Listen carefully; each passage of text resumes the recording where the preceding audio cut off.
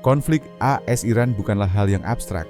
Ini adalah kenyataan yang dialami setiap hari oleh 92 juta orang. Bagi orang Iran biasa, sanksi mengganggu kehidupan sehari-hari perbankan, akses ke obat-obatan, perjalanan, dan pembayaran online. Pertanyaannya bukan siapa yang benar, tetapi bagaimana orang bertahan hidup ketika perjuangan kekuatan global mencapai meja makan mereka. Kembali pada tahun 1979, jutaan orang Iran bangkit dan menggulingkan Syah, membawa sistem baru yang dipimpin oleh Ayatollah Khomeini. Beberapa bulan kemudian, para pengunjuk rasa menyerbu kedutaan AS di Teheran dan menahan diplomat Amerika sebagai sandera selama lebih dari setahun. Peristiwa ini menandai awal ketegangan yang semakin meningkat selama beberapa dekade. Iran telah membayar harga yang mahal atas cara mereka menunjukkan kekuatan di luar negeri. Sejak revolusi, para pemimpin Iran telah memperlakukan kebijakan luar negeri sebagai medan pertempuran. Kadang-kadang secara harfiah, perang Iran-Irak yang brutal pada tahun 1980-an meninggalkan bekas di seluruh generasi. Sanksi bertambah setelah itu, terutama ketika Iran bentrok dengan AS dan Eropa terkait program nuklirnya. Pengepungan ekonomi semakin ketat. Aset Iran di Amerika Serikat dibekukan. Perdagangan barang dan jasa dikenakan larangan dari tahun 1979 hingga 1987. Pada tahun 1995, sanksi langsung menargetkan minyak, sumber hidup ekonomi Iran. Berdasarkan perintah eksekutif Presiden Clinton, Washington menekan dukungan Teheran untuk organisasi yang dianggap teroris oleh Amerika. Ketika protes meletus pada akhir Desember 2025, protes itu menyebar dengan cepat ke seluruh 31 provinsi, termasuk daerah-daerah yang secara tradisional dianggap setia pada negara. Pemantau hak asasi manusia melaporkan bahwa antara 36 hingga 45 orang tewas, dengan lebih dari 2.000 orang ditangkap. Angka ini belum terverifikasi. Laporan juga muncul tentang pemadaman internet. Di Iran, Anda tidak bisa menggunakan kartu kredit, bukan karena teknologinya tidak ada, tetapi karena seluruh negara telah diputuskan dari sistem perbankan global antara Juli 2024 dan Maret 2025. Nilai rial Iran turun setengahnya. Setengah. Dalam waktu kurang dari setahun. Ketika saya katakan bahwa inflasi makanan mencapai 70%, saya tidak sedang berbicara tentang data ekonomi yang abstrak. Saya berbicara tentang keluarga yang melihat tagihan belanja mereka menggandakan sementara gaji mereka tetap sama. Bank Dunia memproyeksikan ekonomi Iran akan menyusut selama 2 tahun berturut-turut, dengan inflasi yang mendekati 60% per tahun. Namun yang menarik adalah, orang Iran telah mengembangkan seluruh ekonomi paralel. Mereka menggunakan jaringan uang informal, mirip dengan sistem hawalah, untuk memindahkan uang ke seluruh dunia. Uang tunai menjadi raja dalam cara yang tampak primitif bagi kita, tetapi sebenarnya sangat canggih. Pedagang lokal telah menciptakan jaringan yang melintasi benua. Semua beroperasi di luar sistem perbankan tradisional. Secara teknis, pasokan medis dibebaskan dari sanksi. Namun dalam prakteknya, itu adalah mimpi buruk. Hambatan pembayaran berarti bahwa bahkan ketika obat tersedia, membawa obat tersebut ke dalam negeri menjadi sangat rumit. Penyakit kronis menjadi krisis diam ketika rantai pasokan terputus dan sistem pembayaran tidak berfungsi. Inilah biaya manusia dari konflik geopolitik. Namun ketika sistem formal gagal, sistem informal muncul. Tetangga membantu tetangga. Komunitas saling merawat. Keluarga besar menjadi unit ekonomi yang berbagi sumber daya dan saling mendukung dalam keadaan yang mustahil. Setelah mendengar seperti apa kehidupan sehari-hari di bawah sanksi, apakah Anda pikir orang biasa membayar harga tertinggi dalam konflik geopolitik seperti ini? Beritahu kami di kolom komentar. Sekarang izinkan saya untuk menghapus beberapa kesalahpahaman. Ketika kebanyakan orang membayangkan Iran, mereka membayangkan negara yang terbelakang, terisolasi, dan terjebak di masa lalu. Namun Anda akan melihat jalur metro berkecepatan tinggi yang mengalahkan banyak kota barat. Setiap perjalanan harganya kurang dari 10 sen, dan infrastrukturnya modern, efisien, dan bersih. Klarifikasi penting lainnya adalah bahwa Iran bukanlah negara Arab. Mereka adalah orang Persia dengan bahasa, budaya, dan identitas mereka sendiri yang sudah ada sejak ribuan tahun yang lalu. Apa yang Anda saksikan sekarang bukan Eropa. Ini adalah Iran. Banyak pelancong solo, termasuk wanita, mengatakan mereka merasa lebih aman berjalan di malam hari di kota-kota Iran daripada di banyak ibu kota barat. Sering digambarkan sebagai negara yang dilanda perang. Iran justru merupakan tempat yang kaya akan sejarah, budaya, dan kehidupan sehari-hari. Salah satu kesalahpahaman umum adalah bahwa Iran hanyalah gurun luas yang kosong. Berkendara hanya beberapa jam dari Teheran dan Anda akan mendapati diri Anda dikelilingi oleh pegunungan dan hutan yang subur. Dalam satu hari, Anda bisa bepergian dari puncak bersalju di utara ke pantai cerah di selatan. Orang-orang secara teratur mengunjungi tempat-tempat ini pada akhir pekan untuk pertemuan keluarga, pelarian yang tenang, atau sekadar untuk bersantai di pantai dan menghirup udara segar. Saat berjalan melalui jalan-jalannya, Anda akan menemui cerita tentang kebaikan, budaya, dan ikatan komunitas yang kuat. Iran tidak didefinisikan oleh konflik atau bahaya. Ia dibentuk oleh kehangatan, kebaikan, dan keramahan. Orang asing disambut dengan senyuman, percakapan, dan perhatian yang tulus. Di setiap sudut, ada sesuatu yang tak terduga, momen yang mengubah kesalahpahaman yang lama menjadi pemahaman. Banyak yang masih menggambarkan pemuda Iran sebagai kuno atau terkungkung oleh tradisi yang kaku. Kenyataannya sangat berbeda. Generasi muda Iran tampak dan hidup dengan cara yang modern dan dinamis. Meskipun ada pembatasan internet, sanksi, dan banyak tantangan, mereka terus maju. Mereka telah menguasai VPN dan server proxy untuk mengakses internet global. Mereka menciptakan seni, musik, dan mode yang sebanding dengan apapun yang Anda temui di New York atau London. Mereka memulai bisnis, seringkali secara online. Yang entah bagaimana menghindari pembatasan internasional, generasi ini tangguh, berbakat, dan penuh potensi, dan dunia pantas melihatnya. Iran bukanlah negara yang ditakuti dunia. Itu adalah negara yang tidak pernah diberi kesempatan untuk dipahami. Berdasarkan apa yang Anda lihat, apakah Anda merasa nyaman mengunjungi Iran sebagai seorang pelancong?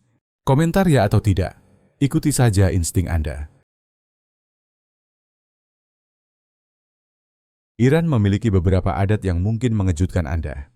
Izinkan saya menceritakan tentang pernikahan sementara, atau sighe. Sementara hubungan pranikah dilarang di sebagian besar negara Islam. Iran memiliki tradisi unik ini yang memungkinkan pasangan untuk menjalani hubungan sah untuk periode waktu yang telah ditentukan melalui sertifikat pernikahan sementara. Wanita harus menjadi janda, bercerai, atau mendapatkan izin orang tua jika belum menikah. Pria harus membuktikan kemampuan finansial. Setelah upacara sederhana di masjid, kontrak menjadi sah. Biasanya berlangsung 3 hingga 5 bulan dan dapat diperpanjang. Hampir 40% dari populasi Iran berusia di bawah 25. Dan tradisi ini menjawab kebutuhan sosial yang nyata di negara dengan pengangguran tinggi dan kebebasan sosial yang terbatas. Ini kontroversial, bahkan di dalam Iran. Para pembela hak asasi manusia melihatnya sebagai solusi praktis untuk kebutuhan emosional dan fisik. Para kritikus khawatir tentang konsekuensi sosial, termasuk anak-anak yang lahir tanpa mengetahui ayah mereka dan wanita yang menjadi tidak bisa menikah setelahnya.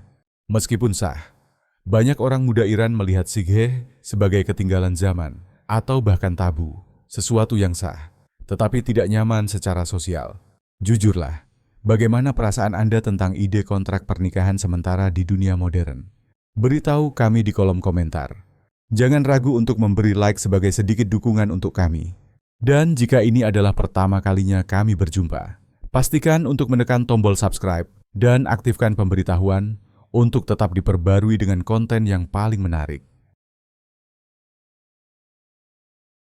Di luar Iran perkotaan, ada suku Kaskai yang menarik, sebuah kelompok etnis Turkik yang bermigrasi ke Iran pada abad ke-11 dan ke-12. Mereka berjumlah sekitar 400.000 orang dan mempertahankan salah satu adat pernikahan yang paling unik yang pernah Anda dengar. Dalam masyarakat Kaskai, seorang istri memiliki hak untuk memilih pengantin baru bagi suaminya jika dia tidak bisa memiliki anak. Istri pertama dengan hati-hati memilih istri baru, dan suami tidak memiliki hak untuk menolak. Menjadi lajang dianggap pelanggaran serius dalam budaya mereka. Dianggap bertentangan dengan hukum kelangsungan hidup alami. Qashqai juga terkenal dengan tenun karpet Persia mereka dan kerajinan wol yang rumit. Wanita mereka menunjukkan keterampilan luar biasa selama festival. Mengenakan gaun tradisional berwarna-warni dan jilbab elegan, pemerintah Iran telah mencoba untuk menetap permanen. Tetapi upaya ini sebagian besar gagal. Qashqai sangat bangga dengan tradisi mereka yang telah berabad-abad lamanya. Namun, perubahan iklim dan kesulitan ekonomi memaksa banyak dari mereka untuk bermigrasi ke kota-kota besar untuk bekerja. Migrasi mereka bukanlah simbolik. Mereka masih bergerak ratusan kilometer setiap tahun dengan ternak mereka. Generasi muda merasa terombang-ambing antara masyarakat modern dan kesetiaan terhadap cara hidup tradisional mereka.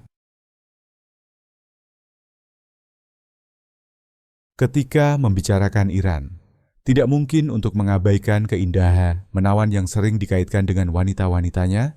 Lebih dari 60% mahasiswa universitas di Iran adalah wanita, insinyur, dokter, desainer, dan pendiri yang sedang berkembang. Mereka sering digambarkan dengan mata coklat tua, hidung mencolok, bibir penuh, dan alis tebal dan gelap. Sebuah gambaran yang sering kali dikaitkan dengan keberadaan hijab. Setelah protes terbaru, kenyataan telah menjadi sangat bernuansa. Di kota-kota besar seperti Teheran, banyak wanita keluar tanpa hijab dan tidak menghadapi konsekuensi nyata. Di kota-kota kecil, situasinya tetap lebih ketat. Apa yang Anda kenakan telah menjadi politis, emosional, dan sangat pribadi pada saat yang sama. Itu bukan hitam dan putih. Itu adalah spektrum pilihan pribadi dan tekanan sosial yang bervariasi secara dramatis, tergantung pada tempat Anda berada. Makanan Iran bukan hanya soal mengisi perut, tetapi juga tentang cerita, keramah tamahan, dan ribuan tahun pertukaran budaya di jalur sutra. Celau kebab dianggap sebagai inti kuliner Persia. Bayangkan nasi basmati yang pulen disajikan bersama tusuk sate daging domba atau ayam yang dipanggang hingga juicy, ditemani tomat panggang dan sedikit mentega yang meleleh ke dalam nasi hangat. Konsepnya terlihat sederhana, tetapi hasil akhirnya terasa sangat pas. Setiap keluarga Iran biasanya punya versi sendiri, termasuk rahasia kecil untuk membuat kebab yang paling enak, namun hidangan yang benar-benar menunjukkan kerumitan rasa. Persia adalah gourmet sabzi. Semur hijau yang wangi ini memadukan herba segar seperti ketumbar, peterseli, dan fenugreek dengan kacang merah serta daging domba, lalu dimasak perlahan bersama jeruk limau kering yang memberi rasa asam dalam dan khas. Prosesnya memakan waktu berjam-jam, bahkan bisa berhari-hari jika menghitung persiapan herbanya. Ini adalah kerja penuh cinta yang sering menyatukan keluarga dan memenuhi rumah dengan aroma yang menjadi ingatan masa kecil bagi jutaan orang Iran. Fesenjan memperlihatkan betapa halusnya perpaduan rasa dalam masakan Persia. Hidangan perayaan ini memakai ayam atau bebek yang dimasak dalam saus kental dari kenari halus dan pasta delima. Hasilnya adalah rasa manis dan asam yang rumit. Berbeda dari kebanyakan masakan dunia, biasanya disajikan saat pesta dan pernikahan. Fesenjan melambangkan keahlian Persia dalam menyeimbangkan rasa yang berlawanan hingga terasa selaras. Ini adalah lavash, roti pipih yang sangat umum di Timur Tengah dan banyak wilayah Asia. Roti segar bukan sekadar pilihan, melainkan kebutuhan. Orang Iran biasanya membeli roti setiap hari. Itulah sebabnya Anda sering melihat banyak toko roti di tiap jalan. Kebanyakan roti dibuat dengan tangan, bukan produksi pabrik, sehingga ada hubungan yang dekat antara pembuat roti dan warga sekitar. Lavash, roti pipih yang dikenal di Timur Tengah dan Asia, punya makna budaya khusus di Iran. Sejak kecil, orang Iran diajarkan bahwa roti harus dihormati. Roti bukan hanya makanan, tetapi simbol keramahan dan kemurahan hati. Izinkan saya mengajak Anda masuk ke Grand Bazar Teheran, salah satu pasar tertua dan terbesar di dunia. Ini bukan sekadar tempat belanja, melainkan pengalaman budaya yang bertahan selama berabad-abad. Arsitekturnya saja sudah memukau, dengan kubah-kubah indah dan langit-langit melengkung yang terasa seperti berada di bangunan suci. Namun yang membuatnya unik adalah suasananya. Disinilah warga lokal berkumpul, berbincang, dan berbisnis dengan cara yang mirip seperti leluhur mereka ratusan tahun lalu. Anda bisa menemukan apa saja, dari makanan dan pakaian sampai perhiasan dan barang antik. Sisi sosialnya sama pentingnya dengan transaksi jual-beli. Ini adalah tempat di mana rasa kebersamaan terjadi secara alami. Bagian makanan memperlihatkan kuatnya budaya jajanan jalanan Iran. Dan ada hal menarik tentang akhir pekan di Iran. Jika banyak negara barat libur pada Sabtu dan Minggu, akhir pekan Iran jatuh pada Kamis dan Jumat. Pasar hari Jumat menjadi tempat berkumpulnya seniman lokal yang menjual kerajinan buatan tangan. Anda membeli langsung dari pembuatnya, jadi harganya lebih baik dan pengalaman budayanya terasa lebih asli. Salah satu hal paling menonjol dari Iran adalah rasa bangga terhadap budayanya yang sangat kuat. Negara ini menjaga cerita rakyat, musik, dan tradisi dengan cara yang terasa benar-benar asli. Perayaan seperti Yalda, Festival Panen, dan Nowruz, Tahun Baru Persia, menghormati warisan Persia dan mempertemukan berbagai generasi dalam ikatan yang sama pada akar mereka. Pada saat yang sama, Iran juga menerima beberapa sisi globalisasi, dengan kota-kotanya mengalami geliat seni, musik, dan mode yang hidup, yang ikut membentuk perkembangan modern negara itu. Hal lain yang juga mengesankan adalah keterbukaan Iran terhadap turis dan orang asing, dari warga yang mengundang tamu ke rumah untuk makan masakan rumahan, sampai orang tak dikenal yang membantu di stasiun kereta yang ramai. Sikap ramah tertanam kuat dalam budaya Iran, namun bahasa kadang menjadi kendala. Walau bahasa Inggris cukup sering digunakan di kota seperti Teheran, Shiraz, dan Isfahan, banyak generasi lebih tua dan komunitas pedesaan terutama memakai bahasa Persia, sehingga terkadang muncul hambatan komunikasi. Letak Iran yang strategis di jantung Asia Barat juga menjadikannya salah satu pusat penting untuk transit dan perdagangan di kawasan. Berbatasan dengan Turki, Irak, Pakistan, Afghanistan, Turkmenistan, Azerbaijan, Armenia, Iran berperan sebagai jembatan utama antara Asia Barat dan Asia Tengah. Secara sejarah, posisi ini pernah menempatkannya di tengah konflik dan ketegangan politik, tetapi hari ini juga memberi keuntungan besar bagi perdagangan, pariwisata, dan konektivitas regional. Berbeda dari banyak negara yang terkurung daratan, Iran memiliki akses ke Laut Kaspia dan Teluk Persia, sehingga dapat mempertahankan kekuatan maritim. Pelabuhan Bandar Abbas termasuk yang tersibuk di Teluk Persia, menangani barang dari Cina, Skandinavia, dan benua Amerika. Selain itu, Iran juga ikut dalam sejumlah pengaturan perjalanan bebas visa dengan beberapa negara, sehingga pergerakan bisa lebih mudah tanpa pemeriksaan perbatasan tertentu. Iran juga berinvestasi besar dalam infrastruktur transportasi modern, membuat perjalanan domestik jauh lebih mudah dibanding dulu. Negara ini mengoperasikan salah satu jaringan kereta terbesar di Asia, dengan kereta cepat yang menghubungkan kota-kota besar dalam hitungan jam. Untuk rute internasional, Iran terhubung ke negara tetangga lewat jalan raya, rel, dan penerbangan, sehingga praktis bagi wisatawan dan pelaku bisnis dengan beberapa bandara internasional. Iran menyediakan penerbangan langsung ke banyak kota besar di dunia, namun koneksi langsung ke ibu kota utama di Eropa kini jauh lebih terbatas dibanding masa lalu, sehingga banyak pelancong Iran harus transit melalui pusat seperti Istanbul, Dubai, atau Doha. Jembatan Siosepol di Isfahan, yang selesai pada tahun 1602 pada era Safawi, membentang hampir 300 meter melintasi Sungai Zayandeh dengan 33 lengkungan yang anggun. Dibangun pada masa Shah Abbas I, jembatan ini berfungsi sebagai jalur transportasi sekaligus tempat warga berkumpul. Suasananya terasa istimewa saat malam. Pencahayaan menonjolkan keindahan jembatan, sementara warga lokal dan turis berkumpul menikmati pemandangan. Terutama ketika matahari terbenam, Siosepol tidak hanya menghubungkan dua tepi sungai, tetapi juga menghubungkan sejarah Iran yang kaya dengan kehidupan masa kini, menjadi simbol abadi bagi Isfahan dan budaya Persia. Keindahan alam Iran sebanding dengan pencapaian budayanya. Persepolis, bekas ibu kota Kekaisaran Persia kuno, memberi kesempatan bagi pengunjung untuk berjalan di antara reruntuhan yang menceritakan peradaban yang pernah berjaya ribuan tahun lalu. Tiang batu yang megah dan relief yang rumit menunjukkan tingkat kecanggihan dan kekuatan Persia kuno. Bagi pecinta alam, Gurun Dast-e-Kafir dan Dast-e-Lut menawarkan pengalaman yang nyaris tak ada duanya di bumi. Dast-e-Lut diakui UNESCO sebagai situs warisan dunia dan termasuk salah satu tempat terpanas di planet ini. Bentuk geologi yang aneh dan bukit pasir yang luas menciptakan pemandangan yang terasa seperti dunia lain.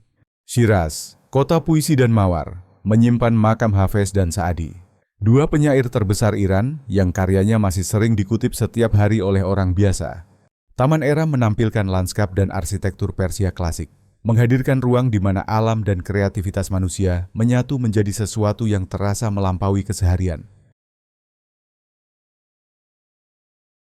Di pusat Isfahan terdapat lapangan Naqsh-e-Jahan, juga dikenal sebagai lapangan Imam, salah satu alun-alun terbesar di dunia dan termasuk situs warisan dunia UNESCO. Di sisi selatan berdiri Masjid Imam Khomeini yang megah.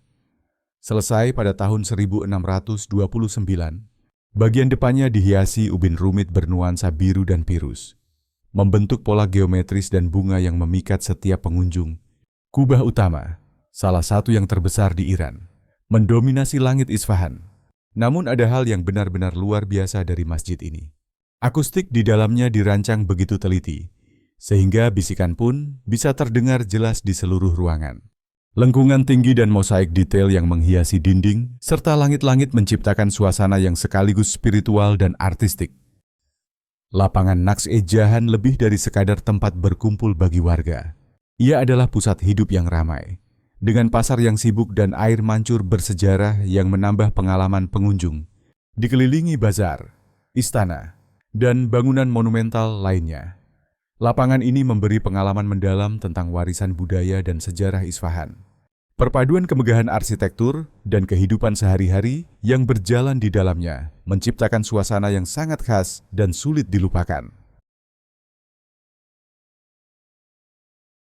Karpet Persia, dulu kebanggaan Iran dan simbol pencapaian budaya selama 2.500 tahun, kini menghadapi ancaman punah.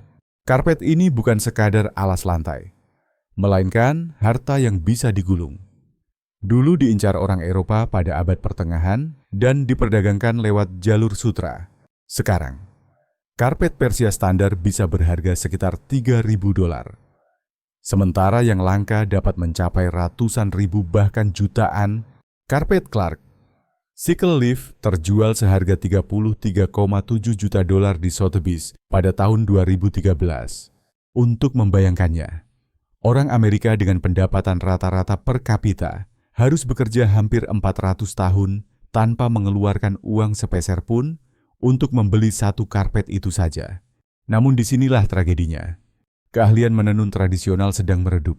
Generasi muda tidak tertarik pada pekerjaan yang sangat teliti, tetapi berpenghasilan rendah ini. Satu karpet bisa memakan waktu berbulan-bulan. Tetapi keuntungannya sering tidak cukup untuk memenuhi kebutuhan hidup dasar. Pada awal tahun 2000-an, Iran mengekspor karpet senilai lebih dari $1 miliar setiap tahun. Kini angka itu turun menjadi sekitar $50 juta. Sanksi internasional dan persaingan dari karpet mesin murah dari Cina, India, dan Pakistan menghantam pasar Iran dengan keras. Beberapa perajin senior kini mengajar wisatawan di Isfahan dan Tabriz, berusaha mati-matian menjaga warisan mereka tanpa kebijakan dukungan khusus. Para ahli khawatir dalam 2 dekade, karpet Persia mungkin hanya akan tersisa di museum. Meski ada banyak batasan dan tantangan, sinema Iran telah menghasilkan film-film yang sangat dalam dan inovatif di panggung dunia. Pendekatan Abbas Kiarostami yang minimalis dan puitis memikat penonton global lewat film seperti Taste of Cherry, yang memenangkan Palme d'Or di Cannes pada tahun 1997. Karyanya membahas tema universal lewat cerita sederhana namun kuat, yang mampu melampaui batas budaya. Asghar Farhadi membawa kisah-kisah Iran ke perhatian dunia lewat analisis sosial dan moral yang tajam. Filmnya A Separation dan The Salesman sama-sama meraih Oscar film berbahasa asing terbaik. Masing-masing pada tahun 2012 dan 2017, Farhadi menunjukkan detail kehidupan sehari-hari dan dilema etika yang bisa dirasakan penonton dimanapun. Tidak peduli latar budaya mereka, yang mungkin paling mengesankan. Sutradara seperti Jafar Panahi tetap membuat film yang berdampak walau menghadapi pembatasan pemerintah. Bahkan saat dilarang membuat film, Panahi tetap menghasilkan karya seperti This Is Not a Film dan Taxi. Menawarkan pandangan kritis tentang masyarakat Iran sekaligus menantang sensor. Ini menunjukkan ketahanan dan kreativitas luar biasa dari seniman Iran yang menolak untuk dibungkam. Semua yang kita bahas hari ini menunjukkan satu kebenaran penting tentang Iran yang jarang terlihat oleh banyak orang. Ini bukan negara yang berhenti di masa lalu atau sepenuhnya runtuh karena sanksi. Ini adalah bangsa dengan daya tahan besar, kreativitas tinggi, dan kekayaan budaya yang terus hidup. Meski menghadapi tantangan yang sulit dibayangkan oleh kebanyakan dari kita, generasi muda berani mendorong batas sambil tetap menghormati tradisi. Para seniman menciptakan sinema kelas dunia di tengah pembatasan. Keluarga tetap menjaga keramahan dan kemurahan hati, walau ekonomi menekan. Para pengrajin mempertahankan keterampilan kuno sambil menyesuaikan diri dengan kenyataan modern. Inilah Iran yang nyata, jauh dari judul berita dan bahasa politik. Saat kebisingan geopolitik disingkirkan, kita menemukan sesuatu yang luar biasa. Kita menemukan orang-orang yang tertawa, mencintai, berkarya, dan bermimpi seperti manusia dimanapun. Mereka menghadapi tantangan yang khas, tetapi mereka menjalaninya dengan martabat, kecerdasan, dan semangat yang sulit dipatahkan. Sesuatu yang membuat kita kagum sekaligus rendah hati. Apa yang paling mengejutkan Anda tentang kehidupan di Iran? Apakah itu infrastruktur modernnya, keberagaman budayanya, atau ketangguhan orang biasa yang menjalani keadaan luar biasa? Bagikan pendapat Anda di kolom komentar di bawah. Saya membaca setiap komentar dan senang mendengar sudut pandang Anda tentang topik-topik yang rumit seperti ini. Dan jangan lupa untuk berlangganan. Aktifkan lonceng notifikasi agar kita bisa bertemu lagi di video berikutnya. Terima kasih sudah menemani kami hari ini. Saya harap Anda menikmatinya. Dukungan Anda benar-benar berarti besar. Semoga Anda selalu mendapatkan yang terbaik. Terima kasih sudah menonton. Kalau video ini lucu atau bermanfaat, jangan lupa like, subscribe, dan nyalakan loncengnya agar tidak ketinggalan video baru. Sampai jumpa di video berikutnya.